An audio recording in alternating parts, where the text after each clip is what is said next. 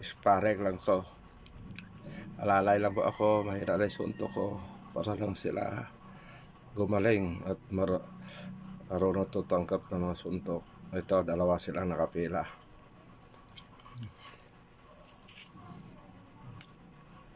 Kanila lang ang malakas, sa akin ay mahina lang.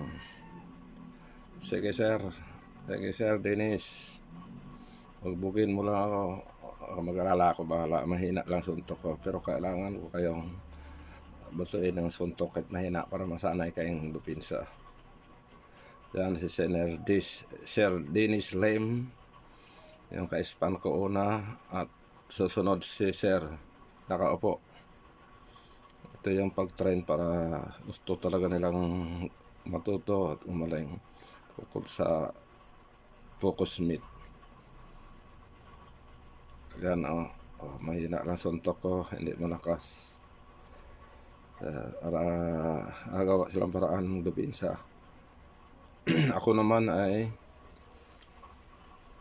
ginagawa ko nga hindi sila tatama, kasi pag sinadya kong patama hindi po sila matututo. Kailangan lang gumawa paraan ng tumama sa akin para magiging madali silang matuto, kaysa umaasa nga nagkakasuntok lang po ako. Hindi. Yan si Dennis Lim, sipag mag-ensayo. Yan siya nakapaturo sa akin ng Aikido, MMA.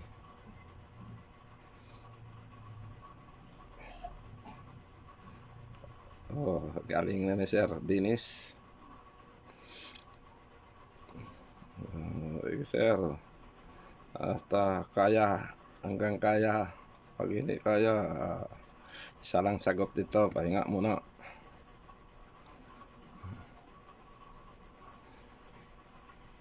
Taas kamay mo sir, huwag ibaba. Ano, tagal nito. Grabe mag-sparring to si Sir Dennis. 12 minutes nakababa, isang round.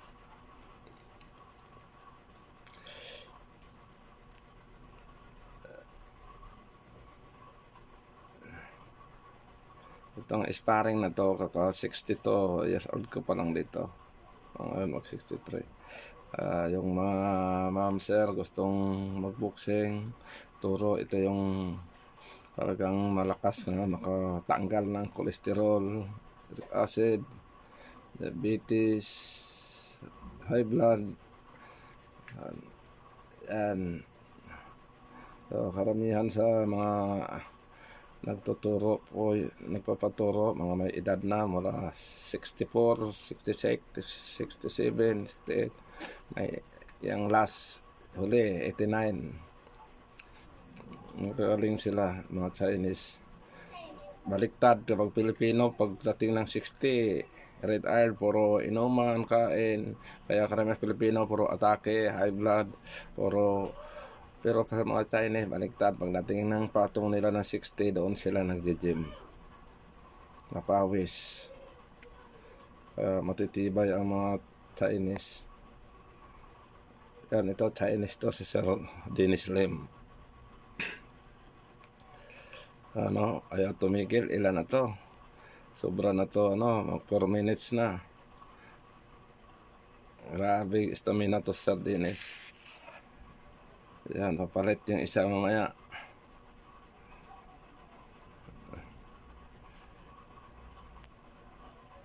Pero ako ang pinakamatanda nila, senior na ako.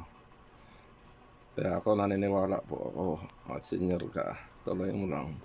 Hindi ka basta-basta tatanda at walang magbabawas sa pagkatao mo. Ganun pa rin. Depende sa pagdala. Kaya yung mga ma'am, sir, kung sino man nakapanood dito, ito lang yung maitimbre ko. Mag-exercise ka kahit saan gym.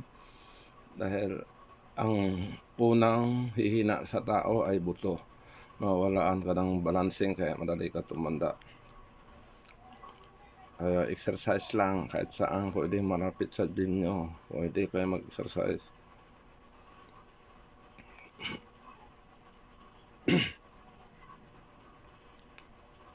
5 minutes na.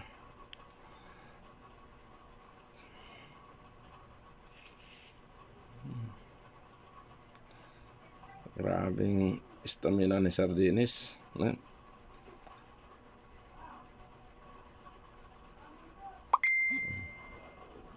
Pagod na sir, oh. Pero tuloy pa rin, oh. Oh. Galing. Yan, hindi yan malakas suntok ko. Kapag ako po ay umi-spar, ako lang po ang napabugbog. At hindi naman ako napapatama. Masyado sa kamay lang para walang epekto.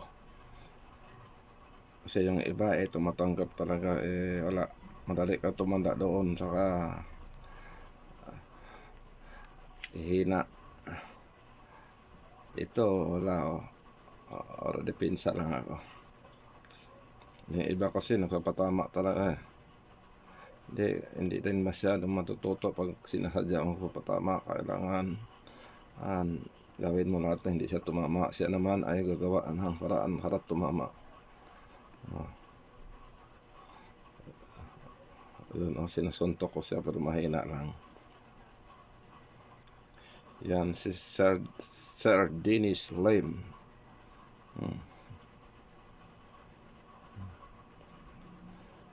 6 minutes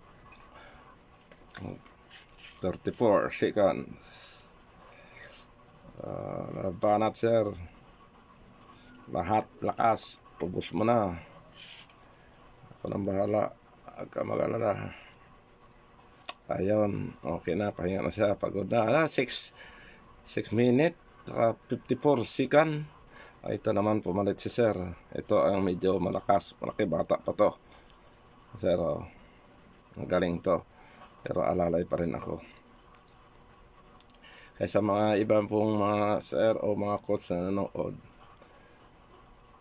ito yung gawin nyo. Huwag masyadong pikon, huwag mubog ng estudyante dahil mawalaan tayo ng estudyante. Yan, sumuntok ako dyan, pero mahihina lang talaga. Ayan. Kasi huwag natin pairalin yung pag tinamaan ka, nahihiya ka, gusto mong gumanti agad.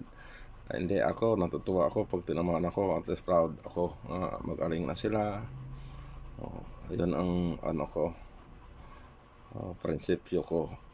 Kahit anong gawin nila, basta matuwa sila o maging masaya sila sa sparring. Hindi yung binubuhusan mo ng mga lakas, dahil hindi na babalik to.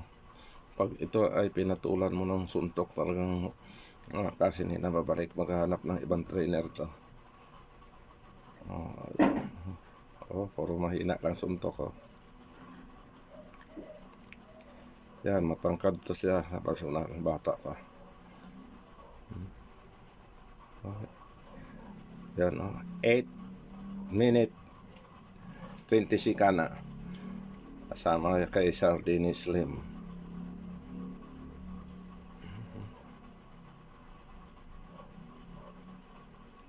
Yan po.